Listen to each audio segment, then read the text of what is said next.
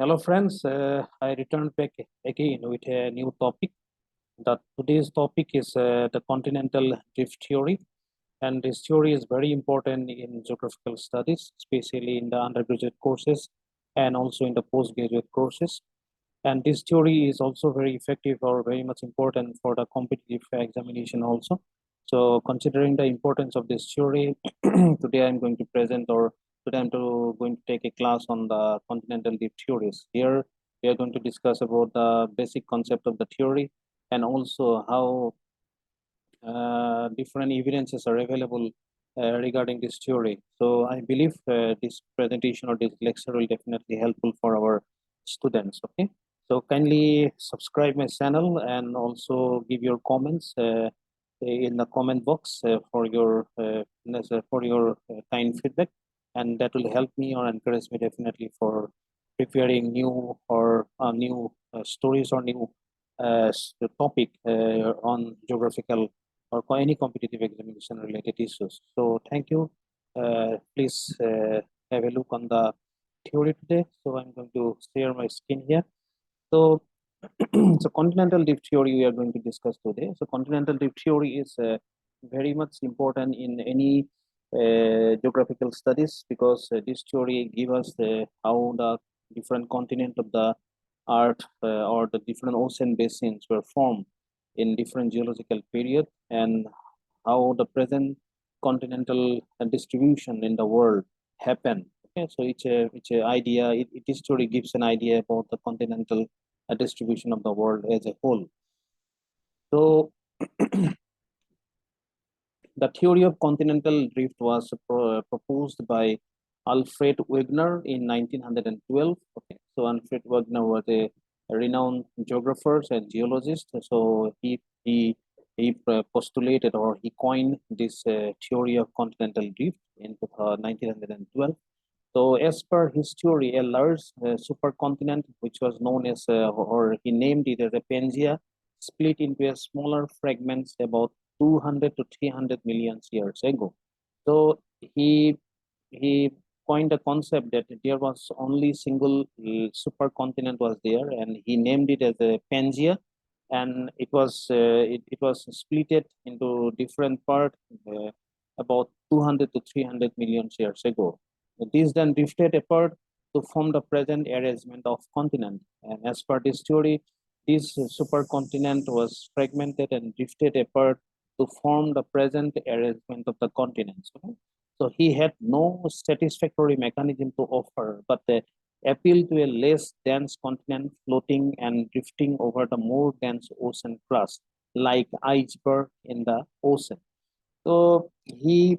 Alfred Wegener lived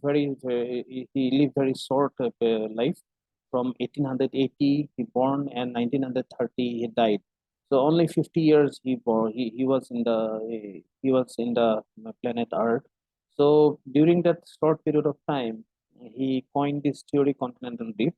and he had no satisfactory mechanism to offer why this less dense continent floating over the or drifted apart from the dense oceanic crust. Okay, so maybe he did not get so much of time to explain his mechanism because his lifespan was very short. So most geologists were highly skeptical, and the idea was not widely accepted. Okay, so though he coined this theory of continental drift, but most of the geologists were at that time highly skeptical, and the idea was not widely accepted by the scientific community or the geological community of the world. But still, this theory is very important. Now, let us review the evidences and led by Wegener to propose his theory of continental drift. So, আমি কিছুমান evidence চাম যিবিলাক evidenceৰ দ্বাৰা continental drift theory actually আছিল নে নাই বা continental drift হৈছিল নে নাই সেই বিষয়ে আমি কিছু বস্তু আমি কিছু প্ৰমাণ আমি পাইছো বা পোৱা গৈছে যিবিলাকে আমাক continental drift হৈছিল নে নাই সেই বিষয়ে আমি কিছু অৱগত কৰায়। এটা evidence হ'ল jigs of feet of continents। Jigs of fits বুলি ক'লে একচুৱেলি ইটো কণ্টিনেণ্ট কেনেকে মাৰ্জ হৈ গৈছে ফিটিং হৈ গৈছে সেইটোৰ ওপৰত বেচিকেলি জিক্স অফ ফিটছ বুলি বুজোৱা হৈছে। তো আমি যদি আফ্ৰিকা আৰু সাউথ আমেৰিকা এই দুখন কন্টিনেন্ট চাওঁ আমি ধুনীয়াকে দেখিবলৈ পাওঁ যে এই দুখন কন্টিনেন্ট ইটো সিটোৰ লগত ধুনীয়াকে খাপ খাই যায় ওকে আমি যদি দুখন কন্টিনেন্ট টানি আনি আমি জইন কৰি দিওঁ আমি দেখা পাম যে ইখন কন্টিনেন্ট আফ্ৰিকা আৰু সাউথ আমেৰিকা দুখন কন্টিনেন্ট ধুনীয়াকে ইটো সিটোৰ লগত ইখন সিখনৰ লগত ধুনীয়াকে মাৰ্জ হৈ যায় তো এইটো এটা ইভিডেন্স বুলি বহুতে ক'ব বিচাৰে যে এই দুখন কন্টিনেন্ট আগতে একেলগে আছিলে initially these two continents were together, but because of this continental drift, or they split up into, or they form two different continents, South America and Africa. Okay, so that's one kind of evidence. Basically, the scientific community would like to present to in favor of the continental drift theory. The next is basically jigsaw fit. People try to identify it because mainly this work was done by the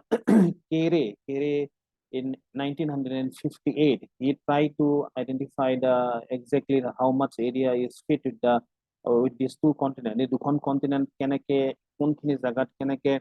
একে লগ হৈ আছে কোনখিনি জায়গাত কিমানখিনি লগ হৈ আছে বা fit হয় সেই বস্তুটো কেৰে বুলি এজন বিজ্ঞানীকে 1958 চনত তেখেতে এই বস্তুটো কৰিব বিচাৰিছিলে আৰু তেওঁ দেখিছিলে যে আফ্ৰিকাৰ উত্তৰৰ ফালে কিছু অঞ্চল 200 মিটাৰ সেই অঞ্চলটো ধুনীয়াকে এইখন কন্টিনেন্টৰ লগত ফিট হয় ঠিক তেনেদৰে চোৰ লাইন বা মানে যিটো আমাৰ কোষ্টেল উপকূলীয় অঞ্চল আছে দুখন মহাদেশৰে আফ্ৰিকা মহাদেশ আৰু আমাৰ দক্ষিণ আমেৰিকা যিখন মহাদেশ এই দুখন মহাদেশৰ যিটো উপকূলীয় অঞ্চল সেই দুটা উপকূলীয় অঞ্চল ধুনীয়াকে এইখন মহাদেশৰ লগত সিখন মহাদেশৰ লগত ধুনীয়াকে ফিট হয় এইটো চোৰ লাইন ফিটিং যথেষ্টখিনি মিলা দেখা গৈছে আৰু তাৰোপৰি দেখা গৈছে কণ্টিনেণ্টেল শ্লোপ যিটো আমাৰ মহিঢাল বুলি কয় বা কণ্টিনেণ্টেল মহাদেশৰ লগত যিটো শ্লোপ থাকে সাগৰলৈ যিটো শ্লোপ নামি যায় সেইটো মহীসোপান আৰু মহিঢাল বুলি কোৱা হয় সেই মহিঢালৰ কিছু অঞ্চল আফ্ৰিকা আৰু সাউথ আমেৰিকা এই দুটাতে 200 মিটাৰ মানে 2 কিলোমিটাৰ অঞ্চল ধুনীয়াকে ইখন আৰু সিখন দুখন কণ্টিনেণ্টৰ মাজত ধুনীয়াকে ফিট হোৱা দেখা গৈছে চ' এইবিলাক বস্তু একচুৱেলি এভিডেন্স বুজায় যে এই দুখন কণ্টিনেণ্ট এটা সময়ত এটা জিঅলজিকেল পিৰিয়ডত দুটা কণ্টিনেণ্ট একেলগ হৈ আছিল সেইটো বস্তু তেওঁলোকে প্ৰমাণ সহকাৰে দেখুৱাইছে আৰু এইটো নামটো কৰিছিলে কেৰে বুলি এজন বৈজ্ঞানিকে 1958 চনত তো ইয়াৰ বাহিৰেও কিছুমান আৰু ইভিডেন্স পোৱা গৈছে বা প্ৰমাণ পোৱা গৈছে যেনে সেম ৰক পেটাৰ্ণ একে ধৰণৰ শিলৰ গাঁথনি বা একে ধৰণৰ শিলৰ যিটো পেটাৰ্ণ সেই পেটাৰ্ণটো দুখন কণ্টিনেণ্টতে একেই মই ইয়াতে দুখন কণ্টিনেণ্ট দেখুৱাইছো সাউথ আমেৰিকা আৰু আফ্ৰিকা আৰু কালাৰ বিলাক দেখুৱাইছে কিছু কিছু কালাৰ এই অঞ্চলবিলাকত শিলৰ যিটো গাঁথনি তাৰ পেৰেণ্ট মেটেৰিয়েল বা তাৰ শিলৰ যিটো গাঁথনি সেই গাঁথনিটো দুখন কণ্টিনেণ্টৰ একেই So when we fit the continent of Africa and South America back together again, we find that similar rock type extend from one continent to other. Okay, so দুখন কণ্টিনেণ্ট এতিয়া আমি দুখন কণ্টিনেণ্টৰ মাজত আটলান্টিক মহাসাগৰ আছে বৰ্তমান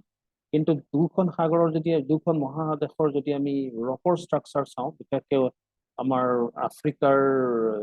ৱেষ্টৰ ফালে ৱেষ্টাৰ্ণ কষ্টৰ আৰু সাউথ আমেৰিকাৰ ইষ্টাৰ্ণ কষ্টৰ যিটো ৰক ষ্ট্ৰাকচাৰ এই ৰক ষ্ট্ৰাকচাৰ বা শিলৰ গাঁথনি দুটা একেই rocks are all the same age দুটা ৰকে একে জিঅলজিকেল এজত বা একে পৃথিৱী যেতিয়া উৎপত্তি হৈছিল দুটা একে সময়তে উৎপত্তি হোৱা যেন অনুমানিত বা অনুমান কৰা হৈছে part of the two continents were once part of the single large continent আৰু বৈজ্ঞানিকসকলে কৈছে যে এই দুখন কণ্টিনেণ্ট হয়তো এটা সময়ত একে লগ হৈ আছিল কাৰণ এতিয়া আজিৰ দৃষ্টিগোচৰত আজিৰ যদি বিতৰণটো চাওঁ মহাদেশৰ বিতৰণবিলাক আজি দুখন কণ্টিনেণ্টৰ মাজত সাগৰ আছে মহাসাগৰ আছে কিন্তু তাৰ দুখন কণ্টিনেণ্টৰে ৰকৰ শিলৰ যিটো গাঁথনি সেই গাঁথনিটো একেই এইটো কেনেকে সম্ভৱ হ'ব পাৰে দুখন কণ্টিনেণ্টৰ মাজত আজি বহুত হাজাৰ কিলোমিটাৰ ডিফাৰেঞ্চ আছে কিন্তু দুখন কণ্টিনেণ্টৰ শিলৰ গাঁথনি একে জিঅলজিকেল এজত একে নিচিনাৰ শিল দুখন মহাদেশতে পোৱা যায় গতিকে তাৰ অৰ্থ এইটো যে দুখন মহাদেশ এটা সময়ত হয়তো একে লগেই বা একেটা জাগাতে অৱস্থান কৰি আছিল তাৰোপৰি কিছুমান কোৱা হৈছে যে similar rock type এক্সটেন্স across continent অকল যে আফ্ৰিকাতেই ৰকৰ পেটাৰ্ণটো একে আছে এনেকুৱা নহয় কিছুমান জাগাত যেনে আপালিচিয়ান হাইলেণ্ড যিটো এৰিয়া আছে নৰ্থ আমেৰিকাৰ আৰু যিটো আমাৰ নৰৱে অঞ্চল আছে বা ইংলেণ্ডৰ কিছু অঞ্চল আছে ব্ৰিটেইনৰ কিছু অঞ্চল নৰৱে কিছু অঞ্চল এই দুখন অঞ্চলৰো ৰকৰ গাঁথনি বা ৰকৰ ষ্ট্ৰাকচাৰ একেই মই ইয়াতে দেখুৱাব যত্ন কৰিছো আপালিচিয়ান যিটো এৰিয়া নৰ্থ আমেৰিকাৰ যিটো ইষ্টাৰ্ণ কোষ্টেল এৰিয়া আৰু নৰৱে আৰু ইংলেণ্ডৰ বা আমাৰ যিখন গ্ৰেট ব্ৰিটেইন বুলি কওঁ ইংলেণ্ডৰ সেই অঞ্চলৰ ৰসৰ গাঁথনি শিলৰ গাঁথনি একেই গতিকে তাৰ মানে কি এই দুটা অঞ্চল বা তাৰ জিঅলজিকেল পিৰিয়ড একেই গতিকে একে সময়তে একেই জিঅলজিকেল এজতেই এই অঞ্চলটো ফৰ্মেশ্যন হৈছিলে গতিকে তাৰ অৰ্থ কি দুটা শিল একে নিচিনাকে হোৱা মানে কি এটা সময়ত হয়তো দুখন জাগা একেলগে লগ হৈ আছে so when we fit Europe and North America together we find that the Appalachian and Caledonian could form a single mountain chain okay so আমি ইউৰোপৰ কিছু অঞ্চল আৰু নৰ্থ আমেৰিকাৰ কিছু অঞ্চলৰ ৰকৰ গাঁথনি আৰু তাৰ পাহাৰৰ যিটো গাঁথনি একেই নিচিনা এপালেচিয়ান হাইলেণ্ডৰ আৰু কেলডনিয়ান মাউণ্টেইনছৰ গোটেই অঞ্চলটো একেটা ৰকতেই একেই ৰক ষ্ট্ৰাকচাৰ তাতে পোৱা যায় তাৰ অৰ্থ কি মানে কি এই দুটা অঞ্চল হয়তো এটা সময়ত একেলগে আছিলে গতিকে বিভিন্ন কাৰণত সি ড্ৰিফটেড হৈ এপাৰ্ট হৈ গ'ল গতিকে তাৰ ফলত কিন্তু তাৰ ৰক ষ্ট্ৰাকচাৰটো দুটা অঞ্চলতে একে থাকি গ'ল গতিকে scientific community ক'ব বিচাৰে similar rock type extends across the continent not only in Africa and South America but it is also available in the Europe and the North American continent. Another important evidence of Wegener's continental drift theory is that distribution of ice. Okay, so while area were covered by ice and tundra about 300 million years ago, okay, so এই অঞ্চলবিলাকত বিশেষকৈ যিটো বগা colour মেপখনত মই দেখুৱাইছো বগা ৰং দিয়া আছে বগা ৰং দিয়া দেখিছো ইয়াতে বহুতো গ্লেচিয়েল লেণ্ডফৰ্ম বা গ্লেচিয়েল বা হিমবাহৰ দ্বাৰা সৃষ্টি হোৱা কিছুমান ভূ অৱয়ব দেখিবলৈ পোৱা যায় বৰ্তমান এই অঞ্চলবিলাক যিবিলাক জেগাত আছে যিখিনি জেগাত তাৰ বৰ্তমানৰ অৱস্থিতি এই অৱস্থিতিত কোনো কাৰণতে হিমবাহ তাতে সৃষ্টি হ'ব নোৱাৰে ফৰ এক্সাম্পল উদাহৰণস্বৰূপে দক্ষিণ আফ্ৰিকা বা আমাৰ ঘানা বা আমাৰ দাক্ষিণাত্যৰ মালভূমি এই অঞ্চলবিলাকত আমাৰ বৰ্তমানৰ অৱস্থিতিত তাৰ কোনো কাৰণতে তাতে গ্লেচিয়েল ডিপজিট বা গ্লেচিয়েল লেণ্ডফৰ্ম ফৰ্মেশ্যন হোৱাৰ কোনো তাৰ মানে স্কোপ নাই কাৰণ তাৰ ট্ৰপিকেল ক্লাইমেটত আছে সেই অঞ্চলবিলাক বা ইকুৱেটৰিয়েল ক্লাইমেটত আছে গতিকে তাতে যথেষ্টখিনি গৰম হয় গতিকে তাতে স্নো বা আইচ ফৰ্মেশ্যন বা আইচৰ বা গ্লেচিয়েল লেণ্ডফৰ্ম হোৱাৰ বা হিমবাহৰ দ্বাৰা সৃষ্টি হোৱা কোনো ভূ অৱয়ব হোৱাৰ চান্স খুব কম থাকে এতিয়া অৱস্থাত গতিকে কিন্তু সেই অঞ্চলবিলাকত কিছুমান এনেকুৱা ধৰণৰ লেণ্ডফৰ্ম দেখা গৈছে যিবিলাক গ্লেচিয়েল ডিপজিট বা গ্লেচিয়েল ইৰোচনেল লেণ্ডফৰ্ম বা গ্লেচিয়েল ডিপজিচনেল লেণ্ডফৰ্ম দেখিবলৈ পোৱা গৈছে তাৰ মানে কি এই অঞ্চলটো এটা সময়ত হয়তো আৰু চাউথৰ ফালে আছিল বা দক্ষিণ মেৰুৰ পিনে আছিলে আৰু এণ্টাৰ্কটিকা যিটো আমাৰ মহাদেশ এতিয়া আছে এণ্টাৰ্কটিকা মহাদেশৰ লগত এই অঞ্চলটো একে লগ হৈ আছিল হয়তো সেইকাৰণে তাতে গ্লেচিয়েল লেণ্ডফৰ্ম বিলাক তাৰ এক্সিষ্টেঞ্চটো দেখা পোৱা গৈছে তো সেইকাৰণে বহুতে কয় যে এই অঞ্চলটো আগতে তলৰ যিটো অঞ্চল বিশেষকৈ চাউথ আমেৰিকাৰ তলৰ পিনে ইষ্টাৰ পিনে আমাৰ আফ্ৰিকাৰ তলৰ অঞ্চল আমাৰ ইণ্ডিয়াৰ দক্ষিণাত্য অঞ্চল আৰু অষ্ট্ৰেলিয়াৰ দক্ষিণ অঞ্চল এই অঞ্চলটো আগতে এণ্টাৰ্কটিকাৰ লগত লগ হৈ আছিল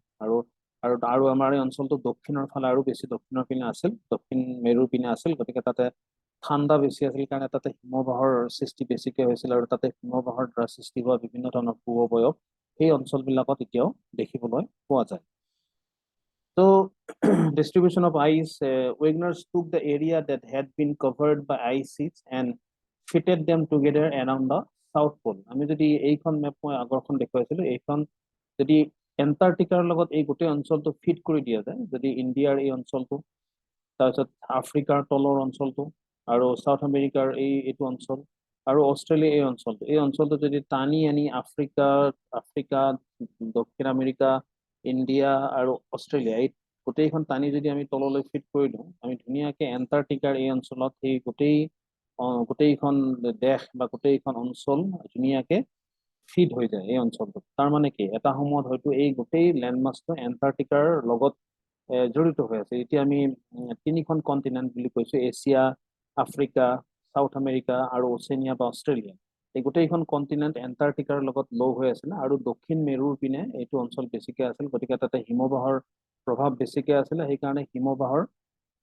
দ্বাৰা সৃষ্টি হোৱা বিভিন্ন ধৰণৰ ভূ অৱয়ব সেই অঞ্চলবিলাকত এতিয়াও বিৰাজমান বা এতিয়াও আমি দেখিবলৈ পোৱা যাওঁ চ' ৱেগনাৰ কৈছে যে he concludes the continents were once part of a single large continent then split apart drifting to their present position over the last 300 million years okay তো এটা সময়ত একেলগে আছিলে এই গোটেইখন কণ্টিনেণ্ট এটা লগ হৈ আছিলে আৰু 300 মিলিয়ন বছৰৰ পিছত আজি বৰ্তমান যিটো অৱস্থিতি সেই অৱস্থিতি তাৰ অৱস্থিতিটো দেখিবলৈ পোৱা গৈছে Next whole distribution of coral and coal. So if you look at the distribution of 280 to 350 million year old rock containing corals and coals, we find that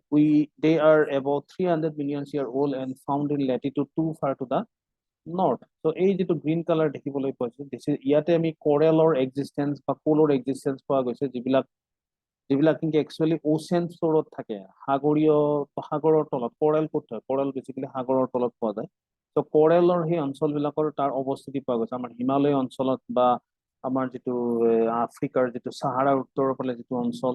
বা আমেৰিকাৰ যেটো মেক্সিকো বা মেক্সিকোৰ ওপৰৰ যেটো অঞ্চল আমেৰিকাৰ ট্ৰপিক্যাল ৰিজন যেটো অঞ্চল সেই অঞ্চলত বেসিক্যালি কি পোৱা গৈছে কোৰালৰ এক্সিস্টেন্স আৰু কোলৰ এক্সিস্টেন্স পোৱা গৈছে কোল মানে আমাৰ কয়লাৰ এক্সিস্টেন্স ওকে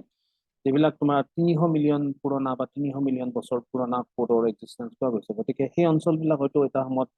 দ আছিল আৰু সাগৰীয় আছিল সেইকাৰণে তাতে কোৰেলৰ এক্সিস্টেন্স পোৱা গৈছে বুলি আলফ্ৰেড ৱেগনাৰ আৰু তাৰ তেখেতৰ সাপোৰ্টাৰসকলে যথেষ্টখিনি প্ৰমাণ পাইছে সেই অঞ্চলত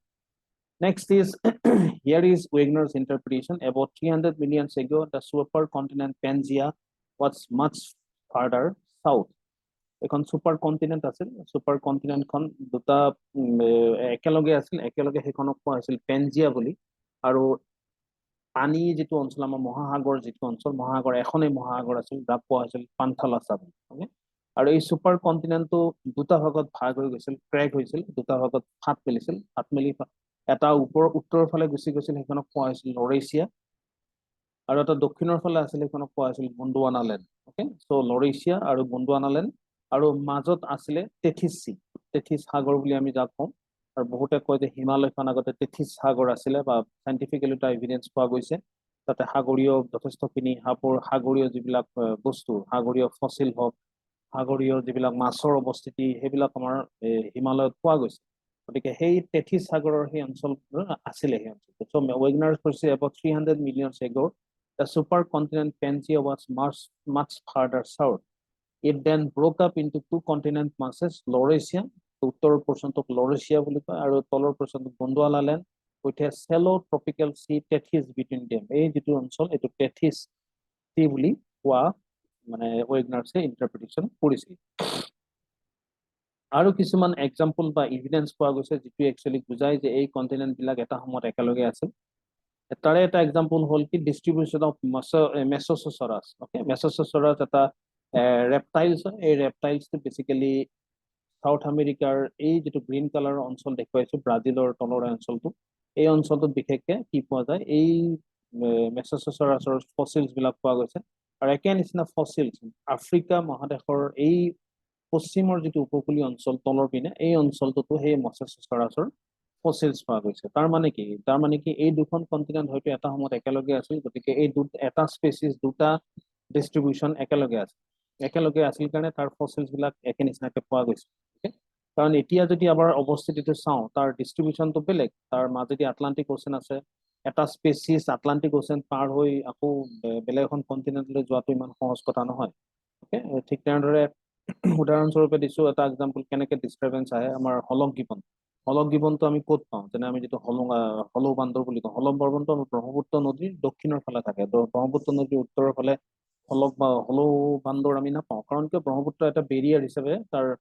ডিস্ট্ৰিবিউশনত প্ৰভাৱ পেলাইছিল সেইকাৰণে হলৌ বান্দৰটো ব্ৰহ্মপুত্ৰৰ দক্ষিণ পাৰতহে পোৱা যায় ব্ৰহ্মপুত্ৰৰ দক্ষিণৰ ফালেহে পোৱা যায় ব্ৰহ্মপুত্ৰৰ উত্তৰ পাৰত হলৌ বান্দৰ আমি নাপাওঁ ঠিক তেনেদৰে golden লেংগুৰ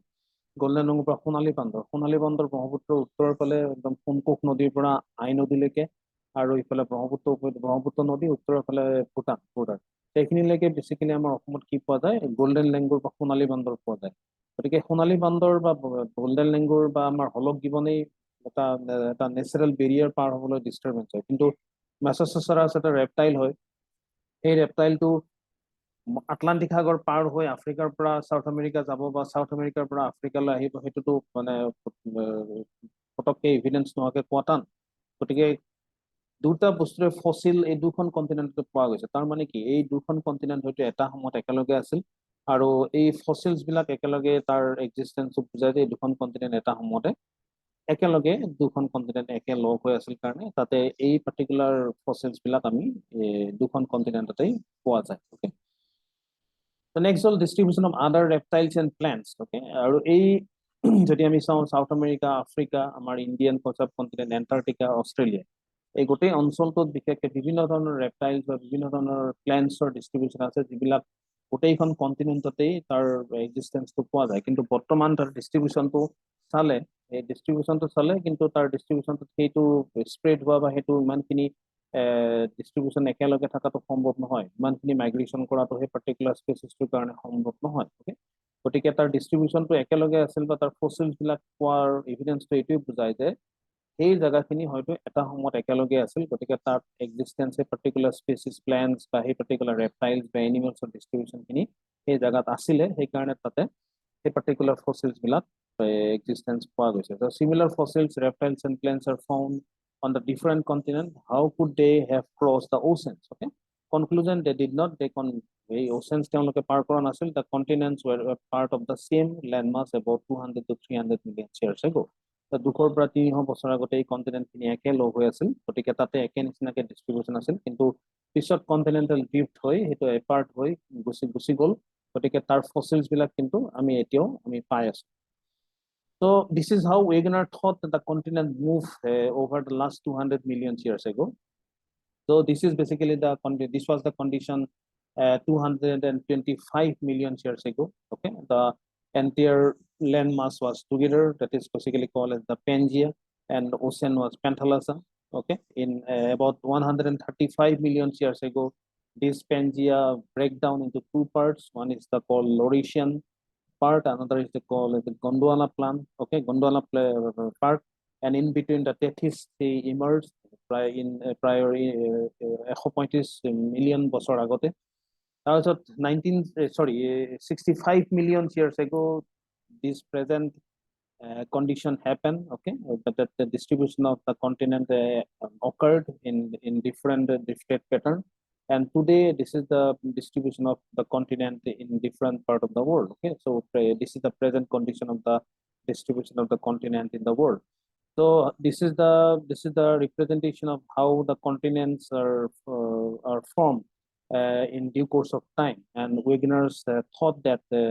these things happened from 200 to 300 million years ago and this led to the distribution of the continent in at present situation or present distribution of the continent. So argument in support of continental drift, okay. So বহুতে support কৰে continental drift theory to আৰু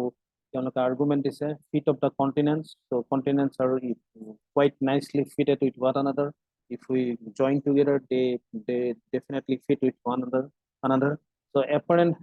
discrepancy in infrared latitude of ancient rocks, okay. The discrepancy is there, apparent discrepancy in inferred latitudes of ancient rocks. Okay, so that is another argument. Rocks of same age and similar characteristics of different continents. Okay, same age rocks are distributed in different continents and their structure and their pattern is almost similar, though their present distribution is so far, they are located so far from one another, but their rock structure and their geological age or formation age is almost same. The distribution of similar plants and animals on different continents. Okay, how they crossed it? Because people believe that these continents were once a part of the single landmass, and because of that, these plants and animals on different continents were lived together in that particular area, and after that drifted apart. So Wegener concludes that the continents have drifted over the past 300 million years to their present position, and Wegener কৈছে যে 300 million বছৰ আগতে এই পৃথিৱী এই অঞ্চলবিলাক ড্ৰিফটেড হৈ গ'ল কণ্টিনেণ্টবিলাক ছেপাৰেট হৈ বেলেগ বেলেগ কণ্টিনেণ্ট ল'লে আৰু বৰ্তমান প্ৰেজেণ্টলি যিটো কণ্টিনেণ্টেল ষ্ট্ৰাকচাৰ বা কণ্টিনেণ্টেল ডিষ্ট্ৰিবিউশ্যন বা বিতৰণ আছে সেইখিনি আমি বৰ্তমান আমি দেখিবলৈ পাইছোঁ অ'কে চ' এইটো বহুতখিনি পপুলাৰ নহয় কাৰণ এইটো এটা হাইপথেটিছ টাইপ হ'ল কিন্তু বহুতে আজিকালি এইটো ইভিডেঞ্চ হিচাপে কিছু কালেক্ট কৰিছে বা ইনফৰমেশ্যন কালেক্ট কৰিছে but it's not a very popular idea at that time সেইখিনি সময়ত ইমানখিনি পপুলাৰ হোৱা নাছিলে কিন্তু আজি তাৰ ৰিলিভেঞ্চটো এতিয়াও আছে still the relevance of this continental drift theory is there and definitely it is not much of a scientific thing but people believe that it gives an idea of the how continents were drifted from one another. And after that, the new concept or new theories are coming up, like plate tectonic movement or tectonic theories are now coming up after this theory. So I believe that this theory is gave a baseline information of the continental drifting and the plate tectonic theory. And after that, this plate tectonic theory or more scientific theories are coming up in due course of time in geographical studies. So that much of for this continental drift theory. Hope this presentation or this class will definitely help. And if you have any questions, if you have any feedback, so you can definitely share in the comment box. So thank you very much. Thank you. Thank you.